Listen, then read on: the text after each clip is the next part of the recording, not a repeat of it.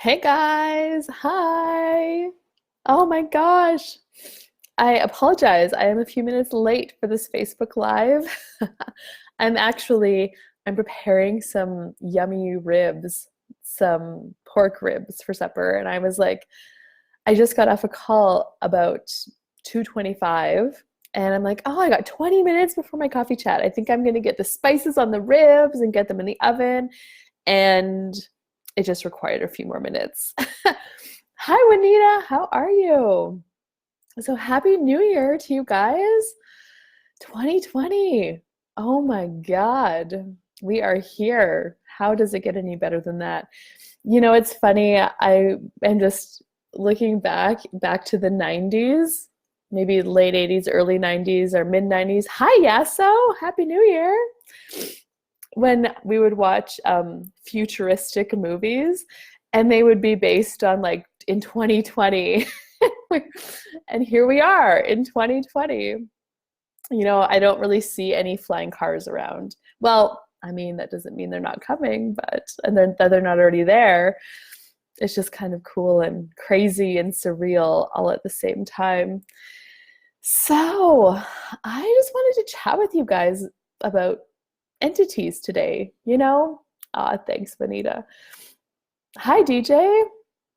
No big deal. Entities, beings without bodies. I know around the holiday season and Christmas and New Year's, if you've lost, family members, friends, loved ones, it can be a sad time without them. You'll have to excuse me. I'm going through a bit of a cold right now. Um, Anyway, it can be really sad without them. And what was really cool and clear to me, and even stronger to me more and more, is that just because we can't see them in their body does not mean that they are not with us all of the time. And so I've lost my father-in-law in February 2013. He died of a heart attack. And my grandma died also a few weeks after him in 2013. And my grandpa, I was also very close to him.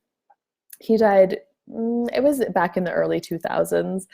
And pets, even if you've lost pets and you had to put your dog or your cat down or your horse or whatever it is, energetically, they are still with you.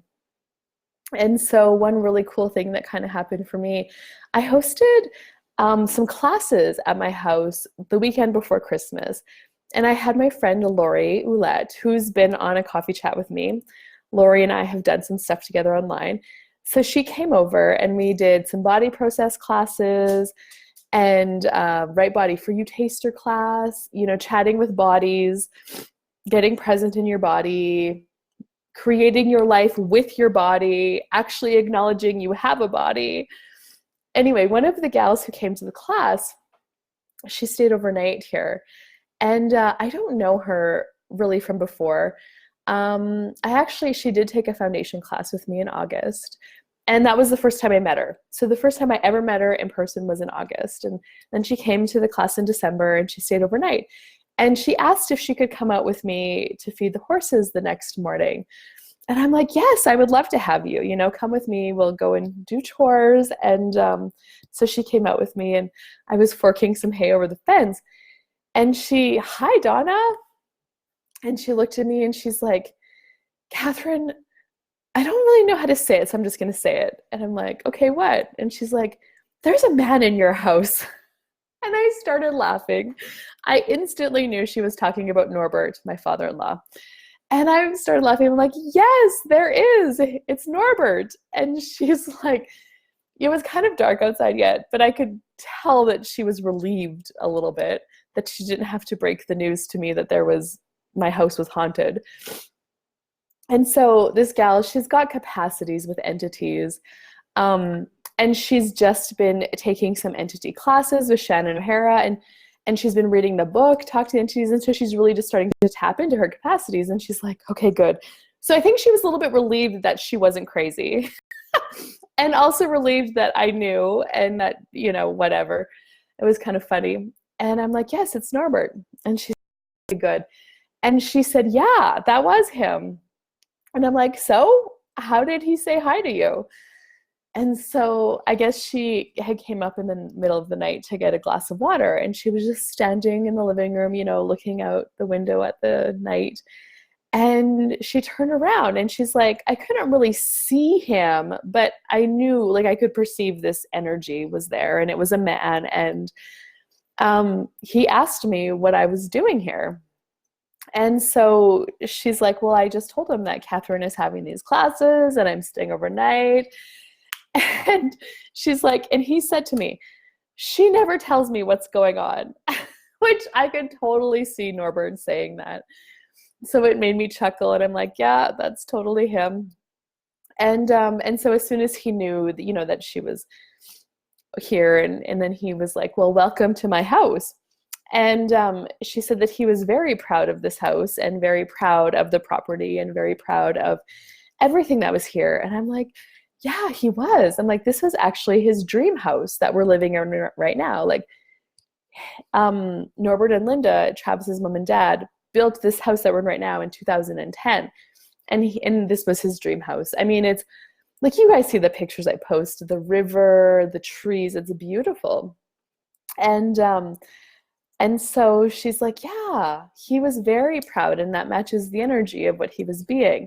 And so he got to live here for 3 years before his body died. And so anyway, it was just really cool. I mean, I know he's here all the time, and it was a reminder for me to actually engage with them a little bit more, maybe. So Norbert told Maggie that he pops in here from time to time just to check on things and see what's going on and make sure that all is good, kind of. And I'm like, yeah, I don't think he just pops in. I think he's here all the time. Excuse me. But anyway, that was really cool. So then I just, it reminded me, I can say hi to them. Like, did you know that you can say hi to your loved ones that maybe you don't have a body anymore, but their energy is still with you. You can say hi to them. Hi, Grandma. Hi, Grandpa. When I started learning about this, I didn't really believe in this stuff before, but after Norbert died and my grandma died, I had a medium reading with Glenise Hughes. And again, a person I didn't know until I met her that day for that reading.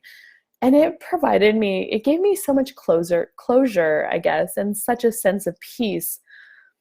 And the information, that she gave me about them, it was undoubtedly that she was communicating with them energetically. And so ever since then, I've always been intrigued by it. And I have read the book, Talk to the Entities. And I talk to them. I would ask them, like, Grandma, show me that you're here with me. Show me in a way that I can understand that you are here with me. And oftentimes I would just feel a chill on my neck, or I would also feel like tickles in my hair. And so they will show you if you ask them to. And I would just be like, okay, I'm really slow. I'm a little bit stupid. I'm not really that good at this yet. So can you show me in a way that I will understand, that I will totally get, undeniably, that you are here with me energetically? Show me. And so I wonder, if you played with that. Also with pets, we had to put our dog Jake down. We had him for 10 years. He was like our firstborn child, and we had to put him down in 2016.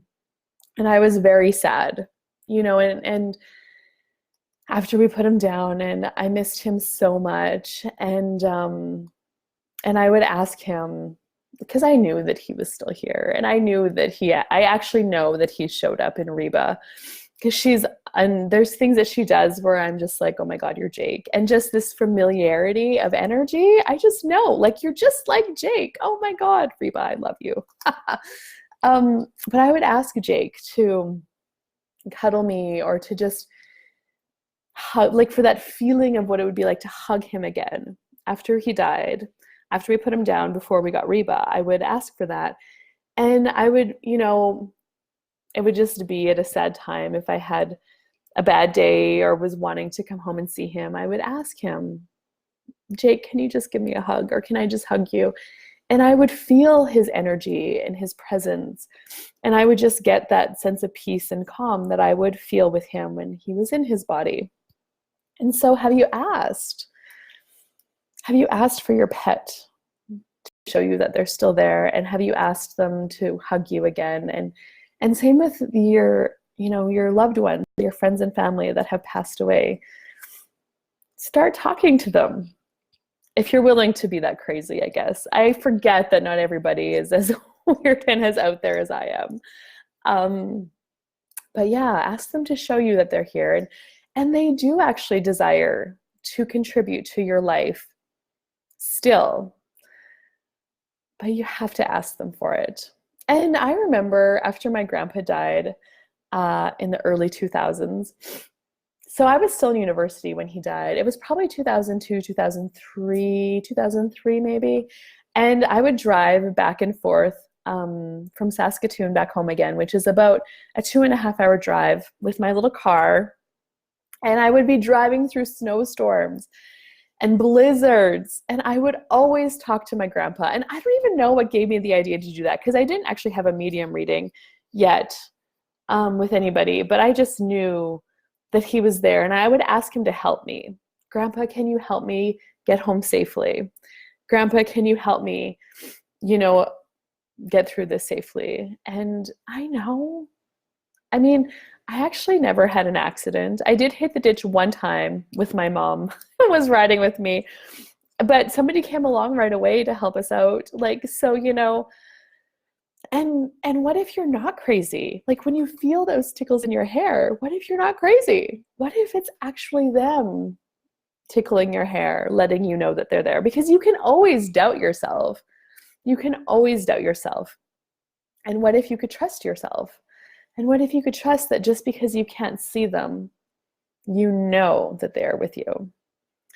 And actually, no, one of the very first times that I experiences that I had was with my grandpa.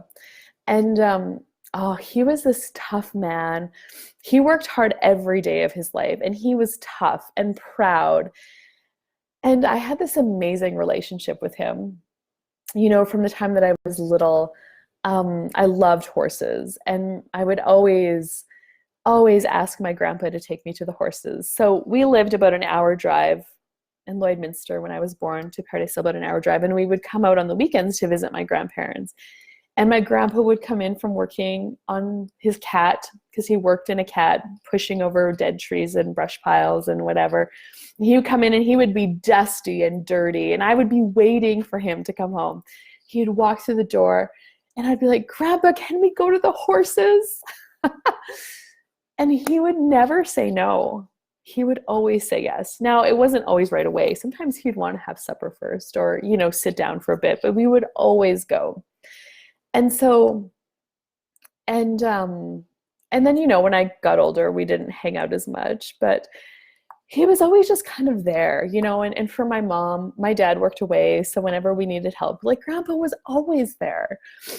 And so he got cancer, actually. And he was in the university hospital, and I was going to university in Saskatoon at the time. It was my first year, so it would have been 2002. That first fall, and